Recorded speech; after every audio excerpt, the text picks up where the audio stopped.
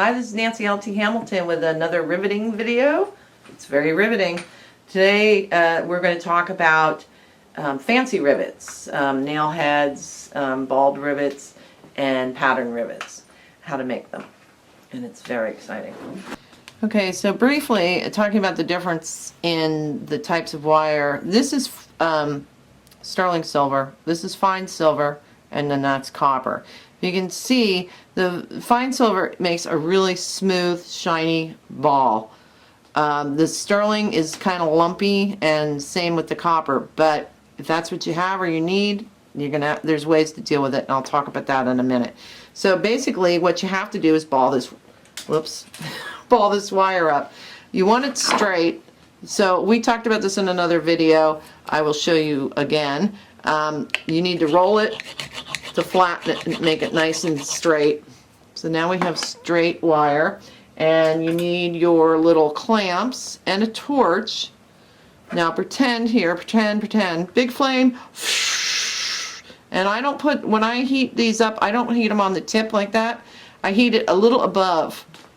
Try to keep it level and try to ensure that you have a nice, evenly centered, spaced ball. Okay, so that's done. I dropped it, quenched it, and wow, there it is.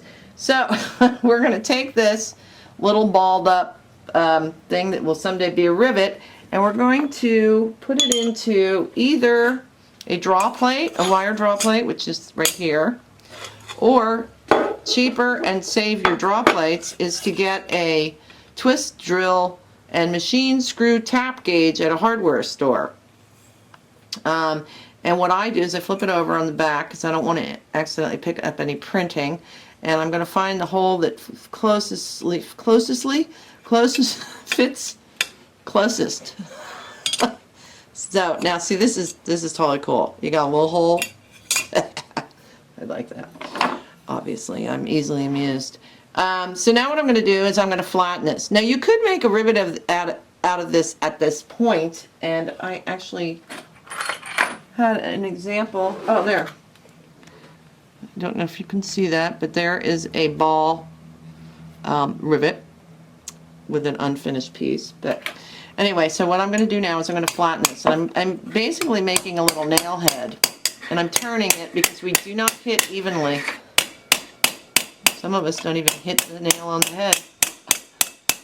I'm going to just keep hammering. If I had a heavier hammer, I'd probably have a flatter nail head. Such is life. Alright, for the purpose of this video, that is perfect. So I'm going to take this off by whacking it. And I've made this little nail. Can you see that? So it's not perfectly symmetrical, so I'm going to go over and sand this into round. So now what I'm going to do is true this nail head up. I'm looking for my high spots. I like to use this flex wrap like that and then turn. And I'm just going to turn it into the area that's a little higher right now. But see, if I keep spinning it in my fingers, it helps to keep from getting a flat edge. Check it. Oh, it's perfect. Now I'm going to clean the top up a little bit, take away some of my hammer marks. Yeah, it's not really perfect. Let's play that game, my favorite game, called Pretend. Pretend this is perfect, okay? So now we have a perfectly round nail head, and we're going to go back over to the hammering area, and we're going to put a little trick on top of it. Okay, I'm going to try and eyeball the center of this, because I'm going to turn this nail into a screw. Nice. Dead markers. Let me get a new marker. Why does this always happen on camera? Okay. It's kind of close. Okay, so I'm going to turn this into a screw with a screwdriver. This is a slot-headed screwdriver. My not shiny good hammer. This is my chasing hammer, and I hit steel tools with it. So I'm going to put this screwdriver in perpendicularly, and I'm going to hit it and take it off. I'd probably have to clean that up a little bit, but I have just created a screw looking rivet. Now this rivet will be set just like you would set a regular standard rivet. The back, it goes through, you know, you take it, put it through your hole, trim off, leave a 1 millimeter here, clip it, and hammer it flat. This end you just don't have to hammer. It's a little simpler of a rivet. And then I would go ahead and take sandpaper and clean the surface up because it'll be a little marred from being backside of it being hammered on. For the next trick I'm going to show you how to make a patterned nail head. Okay, so this nail head I'm going to make. Sorry, I had the plague for 2 weeks now and I'm sniffing like a bloodhound.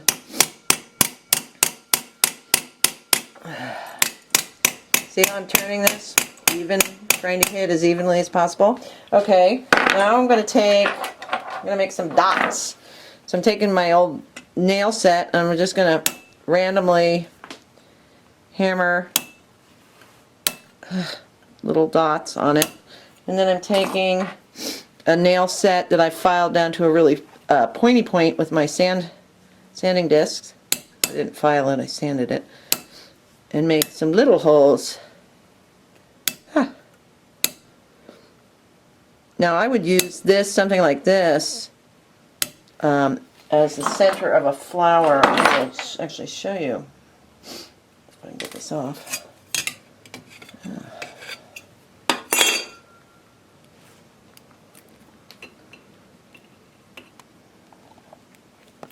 There we go. And then I would rivet it to whatever I was going to rivet it to. But it, you know, it kind of looks to me like the center of a flower. So that's just two of probably a zillion different patterns that you can do with these nail head rivets. So that was our last in our series of riveting tips. I hope you keep watching, and I hope you learned something today. So thanks for coming. This is Nancy L.T. Hamilton saying adios amigos.